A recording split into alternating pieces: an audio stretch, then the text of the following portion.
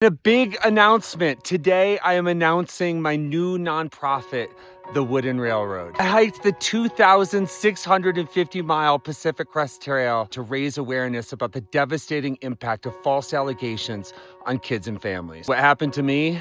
I asked for a divorce and she wanted revenge. She reported me to the police and ACS, Child Services, at least 4 times each. She and her attorneys then conducted a coordinated campaign against me. She called my boss. She called my boss's wife. She called my former employer. I lost my job. Then she targeted all my friend groups. She targeted my friend groups from college and my friend groups from high school, called all my family, and told all of them that I was a wife beater and a child abuser. Then she leaked our divorce to the New York Post to make it seem like she left me instead of the other way around. Then she liquidated our bank account, withdrawing almost $500,000, leaving me with zero access to cash and no ability to defend myself. NYPD and ACS, God bless their hearts, saw what these really were, which was an angry, spiteful woman who was trying to get revenge on me, and they dropped repeatedly all charges in all cases. But the trial I received in the New York City family courts was such a sham that I wouldn't have believed it if it didn't happen to me. I consider myself a whistleblower,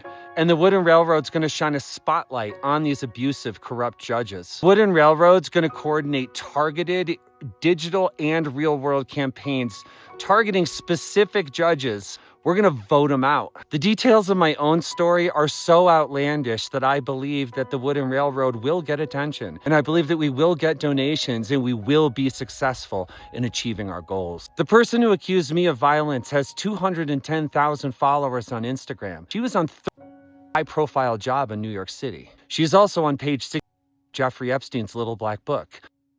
Is an AVN Porn Award winner. This guy goes by the name of the Porn King of Idaho, and he lives in a fake castle. Of the 10 adults in my family, 8 of them work for that family's various adult businesses. My children's grandma is a legitimate white political appointee anti-black organizations in the country. And this family of sleazebags spent $500,000 hiring the most immoral attorneys in New York City to discredit me and to steal my kids from me. But the real surprise to me was that the people that were supposed to protect me and my kids, the judges and the court system, were just as crooked as the rest. And in the first announcement coming out of the Wooden Railroad, and you should see a press release coming this morning, and yes, I'm working on press releases on trail. The Wooden Railroad is announcing that we will be opposing Judge Ariel Chesler's election bid in New York State. He's going to lose. Yes, we are going so far as even to guarantee he will lose his seat. Just while it's true that he was demoted from family court after giving me my sham trial, he's no longer doing divorces. This guy's a monster. We're going to make sure that he's gone. Ariel Chesler, a New York State Supreme Court justice, is an ideological buffoon. He's a self-described feminist who was raised by 2 mommies.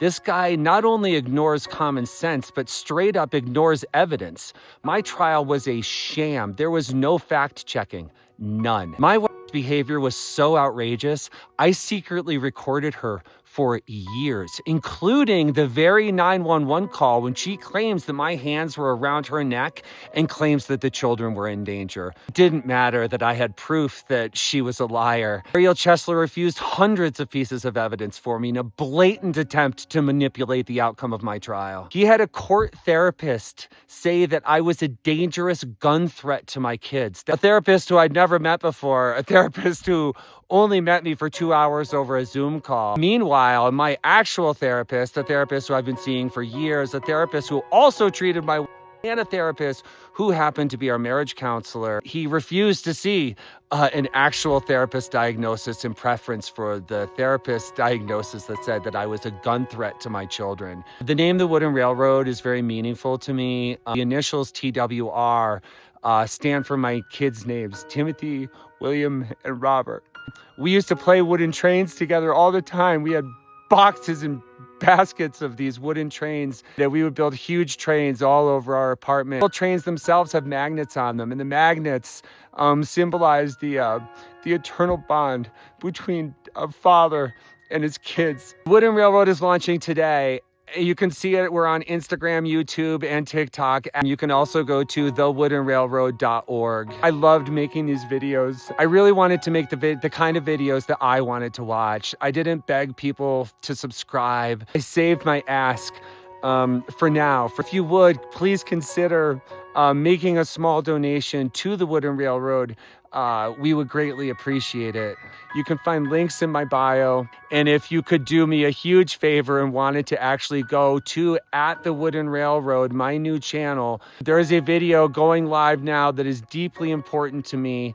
And if you could like or comment or subscribe to that video, that would be greatly appreciated. It's a video that means a lot to me. It's a video that shows my kids' reaction when they see me. It was the first time that I'd seen my kids in over a year at that point. My mom was dying of brain cancer, and she got to see her kids once for 3 hours, and this was that time. And my kids got to come over to my apartment and be with my mom. The sort of sad part was that Judge Chesler ordered that I needed to be supervised, to ensure my children's safety. My family had to pay $4,300 in the middle of my mom's cancer battle to try to coordinate this meeting, but we did it. And you'll see my children running into my arms like they miss me so much and I miss them.